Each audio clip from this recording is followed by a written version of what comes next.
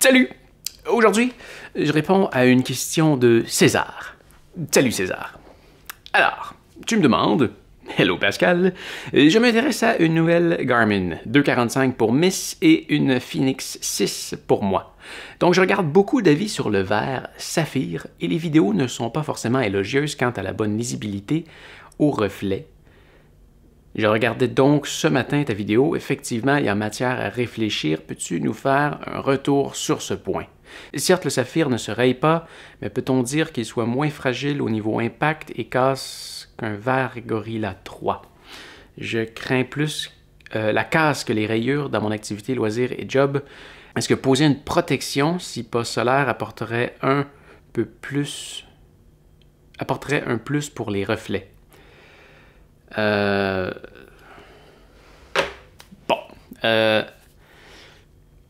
Personnellement, il y a un truc que je veux absolument, mais absolument, quand j'achète une montre, et c'est un verre en cristal de saphir. Parce que c'est le verre le plus résistant. Point final. Impact, rayure, n'importe quoi, tu réussiras jamais à briser ton verre. Si on regarde ma bonne vieille Ambit 3, ça c'est une montre que j'ai portée à tous les jours, au travail, pendant mes activités, pendant 5 ans. Et j'ai fait vivre des choses, c'est incroyable. Et quand on prend le temps de la regarder, tu peux voir le contour, le bezel est scratché. Par contre, la vitre est dans un état immaculé. La vitre est parfaite.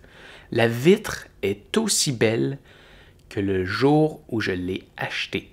Il n'y a absolument, mais absolument aucune rayure, ne serait-ce que la plus petite rayure. Il n'y a absolument, mais absolument rien. Et c'est une montre qui est quand même épaisse, alors je l'ai accrochée plein de fois sur plein de choses. Et sur le coup, les premières fois que c'est arrivé au travail, je me suis dit « Ah merde! » Et finalement, je veux dire, les dernières fois, je veux dire, t'es accroches, puis ça t'inquiète pas. Du tout. Du tout. Du tout. Parce que c'est... On va pas dire incassable, là. Si tu prends un marteau, puis que tu frappes fort, tu vas peut-être arriver à quelque chose. J'ai jamais essayé. Mais j'ai vu des tests. J'ai vu des gens prendre carrément une drill et essayer de percer. Et ça fait absolument rien. Ça fait absolument, mais absolument rien. Le verre de cristal de saphir, c'est ce que tu vas retrouver sur toutes les montres haut de gamme. Et niveau reflet, là, je comprends ce que tu veux dire. J'ai été voir des comparatifs avec la fameuse Phoenix 6 qui comparait le fameux verre Gorilla Glass avec le saphir.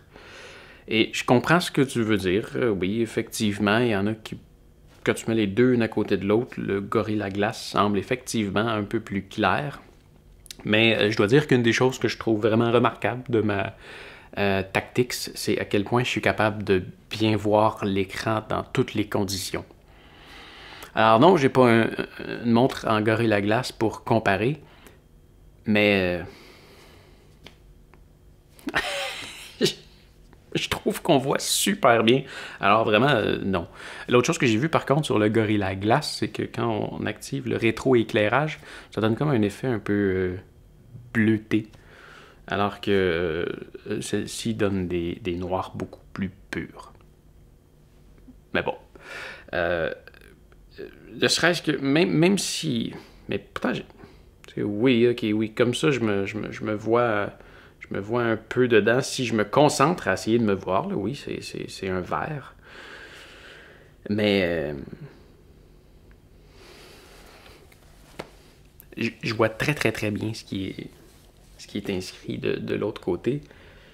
Et non, c'est peut-être pas la même qualité de verre que... Si je vais par exemple avec ma montre Seiko, ouais, là on voit qu'on est sur une qualité de verre vraiment supérieure. C'est encore un verre en cristal de saphir. Et elle, c'est incroyable. Là. C'est sûr que si je la pointe vers la lumière, tu vas voir un reflet, là, mais tu vois celle-là, en fait, là, tu vois même pas qu'il y a un verre. C'est assez hallucinant. Tu regardes la montre et souvent tu te dis, mais est-ce qu'il y a une vitre? Ah oui, il y a une vitre. Ah oui. Mais oui, c'est certain qu'il y a plusieurs types de qualités de verre en cristal de saphir, mais jamais je vais acheter une montre, sauf pour faire des tutoriels sur YouTube. Jamais je vais acheter une montre qui n'a pas un verre en cristal de saphir. Et encore moins une montre dans les prix d'une Phoenix. Disons en haut de... Je sais pas, en haut de 300$.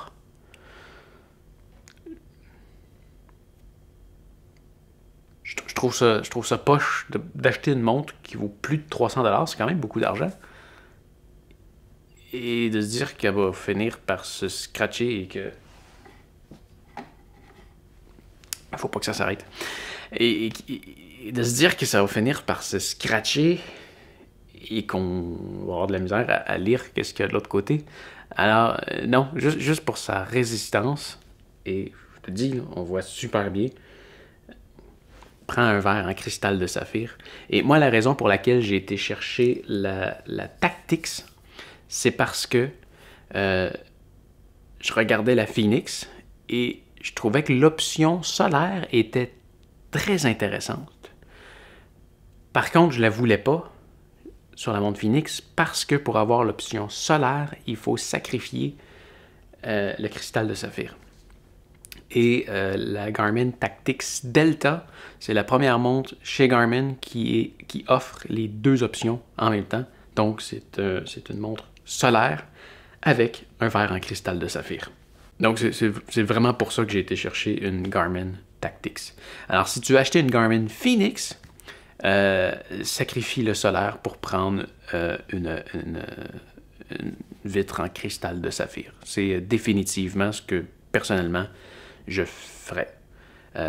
Si je devais garder cette montre-là et garder une des deux options, soit le solaire ou le cristal de saphir, je garderais définitivement le cristal de saphir et je sacrifierais le solaire. Et cette montre-là, c'est 1600$ si je me souviens bien. Non, je peux pas envisager avoir une montre à 1600$ qui finit par être scratchée. Ça marche pas. Ça marche pas dans ma tête. Alors, oui, cristal de saphir. Peu importe la montre que tu achètes, assure-toi toujours qu'elle a un verre en cristal de saphir. Toujours. Et je ne vais pas aller m'amuser à essayer de la driller. Là. Je l'ai payé avec ma propre argent et je l'aime beaucoup. Mais amuse-toi à regarder sur YouTube des comparaisons de résistance de verre en cristal de saphir versus du Gorilla Glass. En fait, les écrans de téléphone, c'est du Gorilla Glass. Et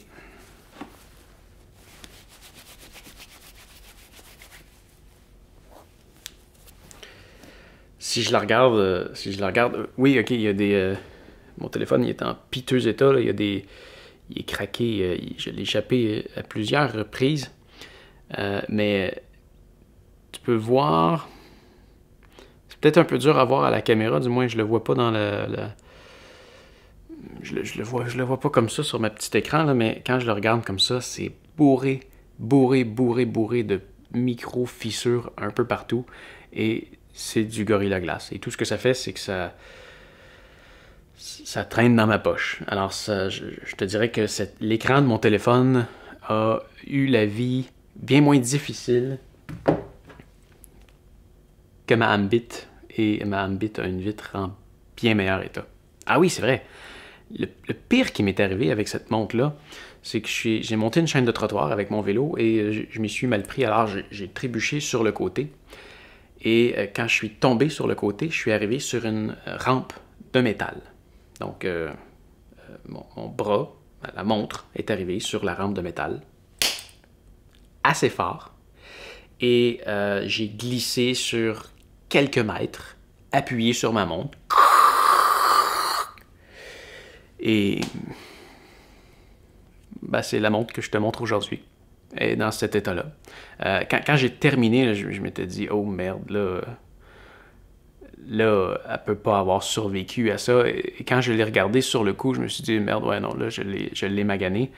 Et en fait, j'avais des restants de débris de la rampe sur l'écran. Et j'ai dû frotter pour le faire partir. Ça, c'était quasiment fusionné avec le verre. Mais c'est parti. C'est parti. Le contour a été complètement graffiné, là. Mais le verre est toujours parfait. Alors, voilà mon opinion sur le verre en cristal de saphir. J'achèterai jamais une montre sans verre en cristal de saphir. J'espère que ça répond bien à ta question. Allez, c'était la question de César. Si tu as une question, toi aussi, n'hésite pas à m'écrire dans les commentaires et on se revoit demain. Salut!